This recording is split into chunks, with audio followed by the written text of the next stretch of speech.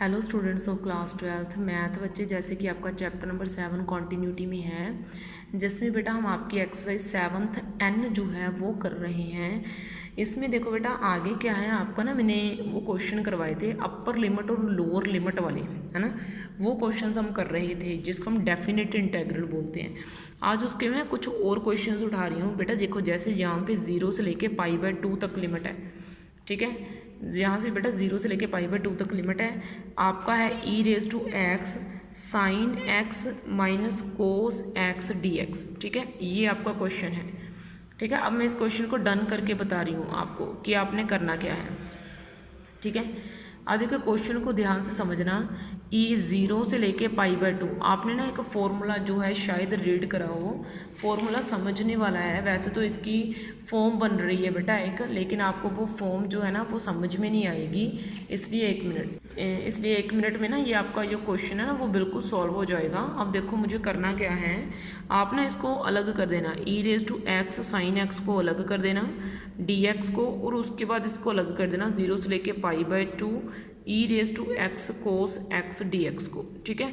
आपको ना फिर मैंने एक एक्सरसाइज करवाई थी, उसमें ये फॉर्मूले समझाए थे कि अगर e⁻x आ जाए और sin bx dx हो तो इसका फॉर्मूला क्या होगा, e⁻x upon a² plus b²। उसके बाद ये आ जाएगा आपका a sin bx minus b cos bx plus c। ये मैंने आपको फॉर्मूले समझाए थे। उसके बाद फिर आपका क्या था, फिर आपका फॉर्मूला था e⁻x, उसके बाद आपका है कोस bx dx, ठीक है। ये फॉर्मूला है। इसका क्या था, e⁻x upon a² plus b²।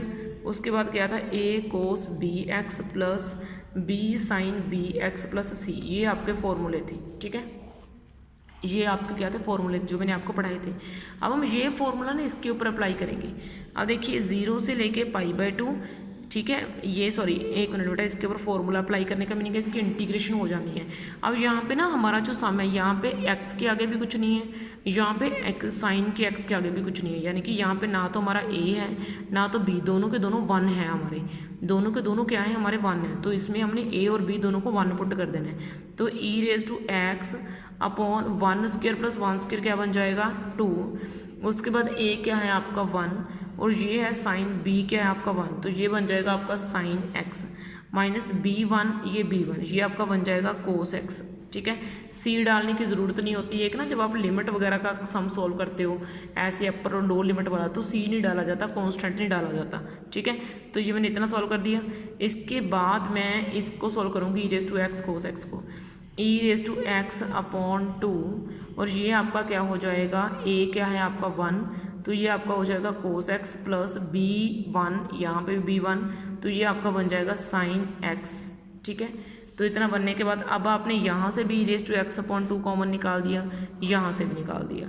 ये देखिए बाहर निकालने के बाद अंदर आपके पास क्या बचा, साइन x, ठीक है। पहले मैं चीज़ों को सॉल्व कर रही हूँ, इसके ऊपर जो ना ये जो लिमिट है ये आपने डालनी है 0 से लेके π/2, ये तो पक्की है।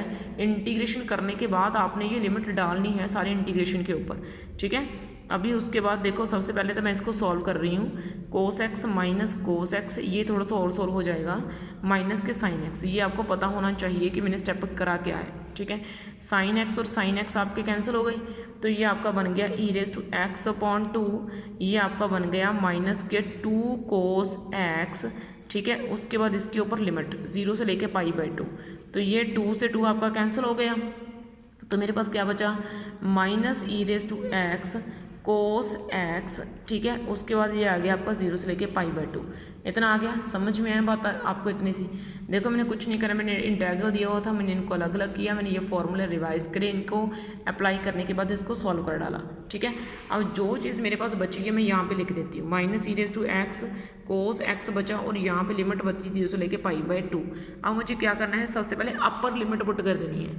क्या कर देनी है, अपर लिमिट पुट कर देनी है। अपर लिमिट कौन सी है, π/2, तो ये लो भाई मैंने π/2 डाल दिया। कोस एक्स की जगह पर मुझे पाई बाय 2 डालना है, ये डाल दिया, ब्रैकेट डालो, बीच में माइनस आना चाहिए, फिर लोअर लिमिट पुट होगी। लोअर लिमिट क्या है, माइनस ई रेज टू की पावर एक्स की जगह पर ये वाला 0 डाल दो, फिर यहाँ पे क्या आ जाएगा कोस 0, ये डाल दो। इतना करने के बाद कोस पाई बाय 2 की वैल्यू क्या होती है, यानी कि कोस 90 डिग्री वैल्यू क्या होती है 0, तो ये सारा 0 बन गया, ये माइनस पड़ा, ये माइनस पड़ा, ये प्लस आ गया। ई रेज टू 0 क्या होती है भाई 1, अब कोस 0 भी कितना होता है 1, तो इसका आंसर आपके पास कितना हो गया 1। ठीक है, इस तरीके से क्वेश्चन निकालने हैं आपने। उसके बाद देखो बेटा हम नेक्स्ट क्वेश्चन की तरफ बढ़ते हैं। उसके बाद आपका नेक्स्ट क्वेश्चन ये है 2 से लेके 4 तक और ऊपर नीचे x और x² प्लस 1 dx, इस तरीके का क्वेश्चन है। ठीक है, सबसे पहले मैंने आपको बोला आपने लिमिट की तरफ ध्यान नहीं देना, आपने इंटीग्रेशन की तरफ ध्यान देना। आप अभी तक चैप्टर में जैसे इंटीग्रेशन करते आए थे ना, आपने वैसे ही करनी है, उसका कोई नया या पुराना फंडा नहीं है, या कोई नई टेक्निक नया मेथड नहीं आया, आपके पास जस्ट लिमिट्स आई हैं और कुछ नहीं है। तो देखो आपने ये चीज़ पढ़ी थी, अगर फंक्शन का डेरिवेटिव ऊपर पड़ा हो तो फंक्शन की इंटीग्रेशन सीधी हो जाती है।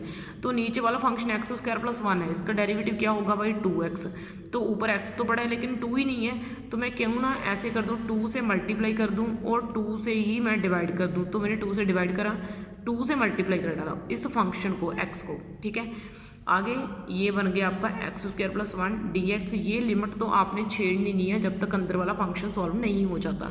तो 1/2 मैंने वैसे रख दिया, और मैंने क्या बोला, जब इस फंक्शन का डेरिवेटिव ऊपर पड़ा है तो फंक्शन की इंटीग्रेशन log के साथ सीधी हो जाएगी, log x² प्लस 1 और नीचे से 2 और ऊपर से कितना 4। ठीक है, अब देखिए 1/2 को बाहर ही रख दीजिए, log x² यानी कि अपर लिमिट कितनी है 4, यहाँ पे 4 का स्क्वायर डाल दीजिए प्लस 1 डाल दीजिए।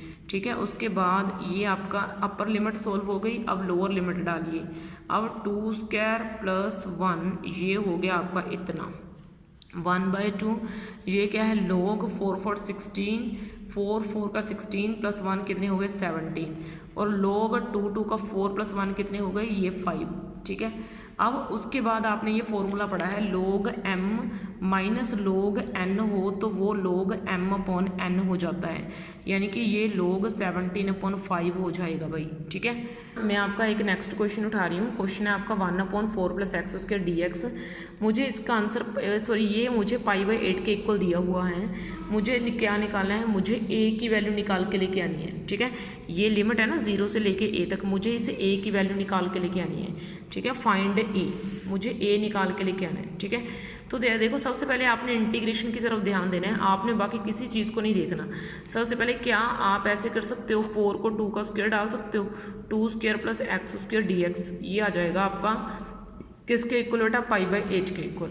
ठीक है, तो आपने ना एक फॉर्मूला पढ़ा है, कौन सा 1/a² प्लस x² हो तो इसका जो आंसर है वो क्या आ जाएगा 1/a tan इनवर्स x/a, ये आ जाएगा इसका आंसर। ठीक है, ये आपने पढ़ा है, तो मैं इसके ऊपर वही फॉर्मूला अप्लाई कर दूँ, सिर्फ इधर वाले के, इसको तो हमने वैसे ही रखना है। ठीक है, तो ये बन गया आपका 1/a की जगह पर कौन आ गया 2, tan इनवर्स x/a की जगह पर कौन आ गया 2, और इसकी सारे की लिमिट चाहिए मुझे 0 से लेके a।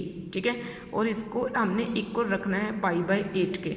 और एक चीज़ ना आपने ध्यान रखनी है कि जी अगर कांस्टेंट टर्म आ रही है तो कांस्टेंट टर्म को आप बाहर फेंक सकते हो। तो ठीक है, लिमिट हमें सिर्फ इतने के ऊपर अप्लाई करनी है, x/2 0 से लेके a तक, और ये आपका आ गया π/8।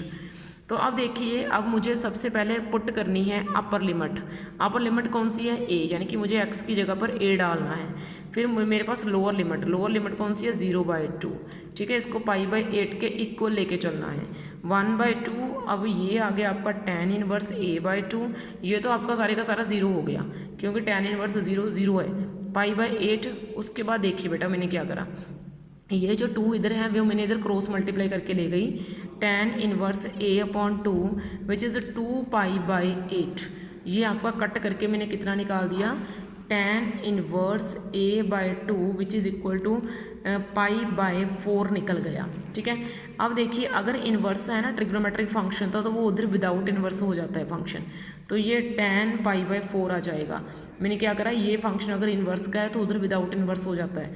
तो आगे देखिए tan पाई बाय 4 की वैल्यू कितनी होती है 1, तो a की वैल्यू बेटा आपके पास कितनी आ गई 2। ठीक है, तो देखिए इतने ईजी से क्वेश्चन है, बस ऐसे आपने डन करने हैं क्वेश्चन, बिल्कुल डिफ़िकल्टी है ही नहीं क्वेश्चन में। समझ में आ रही है बात? ठीक है, बस चीज़ों को समझना है आपने और कुछ भी नहीं है। ठीक है, तो ठीक है बेटा, इस वीडियो में आपके लिए इतने, बाकी नेक्स्ट में हम नेक्स्ट करेंगे। ओके बच्चे, ओके।